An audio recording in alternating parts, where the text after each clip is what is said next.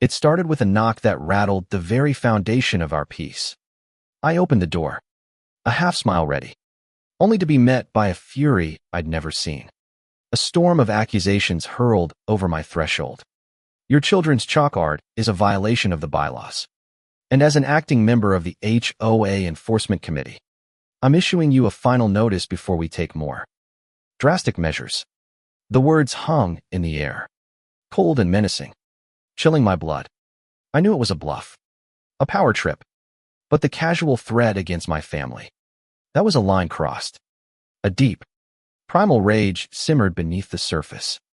I looked past the woman Carol. With her stiff posture and eyes that burned with self-righteous ferrito, the two silent figures flanking her. One tapping an impatient foot, the other avoiding my gaze. What kind of person weaponizes a neighborhood association?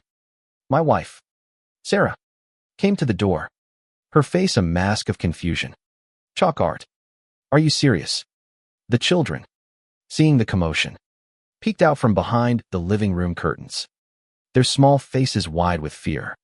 Carol saw this, and a cruel, triumphant smile flickered on her lips. Next time, it'll be a formal complaint to Child Protective Services. Your children's behavior is a nuisance to the community. We've received reports. A cold shiver went down my spine, the kind that makes your blood run to ice. It wasn't just a threat anymore. It was a promise of a full-scale war. That night, sleep was a stranger. I kept seeing Carol sneer, hearing her words echoing in the quiet of our home. I felt a hollow helplessness, a feeling that clawed at my gut. I told myself to be the bigger person, to just wipe the sidewalk. But Sarah's hand on my arm stopped me. Mark, this isn't about the chalk. She's unhinged. And what about that committee? I've never seen those people before. She was right. The anger became focus, the fear a catalyst. I wouldn't let this woman terrorize my family. The next morning, I dove in. I pulled up the official HOA website, scrolling through pages of bylaws and board member photos. Carol's face wasn't there, nor were the faces of her so-called enforcers. My heart pounded a little faster. A quick search of public records revealed the names of the Real board members, three kind, elderly residents who had lived in the neighborhood for decades. This was a fraud, a total sham. I needed more than just a gut feeling. I needed proof. I remembered a conversation with our neighbor, old Mr. Henderson, who had mentioned something about Carol taking over his dues. I knocked on his door. He invited me in, a little shaky, and told me about how Carol had come to his home, claiming the new enforcement committee was handling everything and he should pay her directly to avoid fines. He had the receipts to prove 3 months of checks made out to Carol Jensen. My jaw clenched. This wasn't just a power trip. It was a criminal enterprise. I started a quiet investigation, a silent hunter stalking her prey. I spoke to other neighbors, some of whom were too afraid to speak up, but their whispers confirmed my suspicions. The supposed enforcers were her sister, a hairdresser from 2 towns over, and her nephew, a college dropout. They were getting a cut of the money. Oh, the audacity, the way she'd threatened us. It was all a performance, a well-rehearsed show to extort money and feel important. My heart ached for the families she had intimidated. She had made people cry over unapproved paint colors and forced an elderly couple to tear out their prize-winning rose bushes. The rage was back, but this time, it was a cold, calculating fire. I saw her at the community mailbox, her face a mask of false piety, chatting with a new neighbor. She had a list, a checklist of petty grievances, and she was checking them off with a look of pure, unadulterated pleasure. The time had come. She'd scheduled a community meeting to vote on new bylaws. The whole thing was a lie, a final act in her play. The email had a faux official seal and a condescending tone. Just her style. I knew this was my chance. I couldn't just tell people. I had to show them. I spent the day before the meeting compiling all my evidence, screenshots of the real HOA website, copies of the checks from Mr. Henderson, and signed affidavits from other neighbors. I even had a friend, a lawyer, draft a letter explaining the legal ramifications of her actions. I felt the weight of it all, a heavy burden, but also a righteous strength. The meeting was held in the community clubhouse, a place that was supposed to be a hub of camaraderie. Instead, it was a tense arena.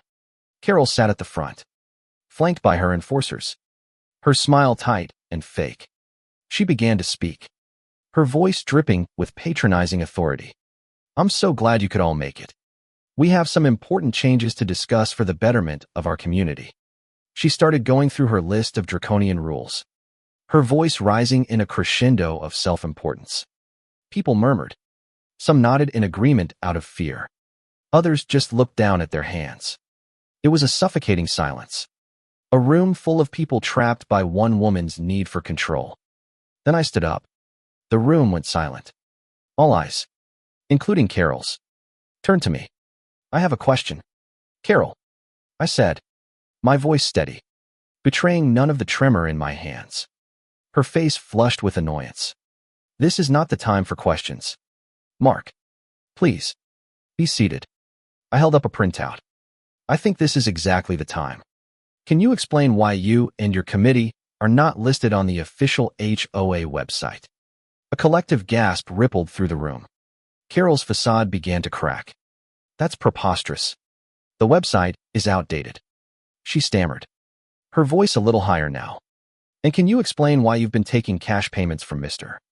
Henderson and other neighbors, citing new dues?" I held up the copies of the checks. The dam broke. Murmurs turned to whispers. Whispers to shocked exclamations. Mr. Henderson stood up, a newfound courage in his eyes. "It's true. She made me pay her directly.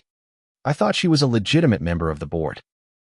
Carol's eyes darted around the room, her composure completely shattered. She pointed a shaking finger at me. "He's lying. This is slander." But it was too late.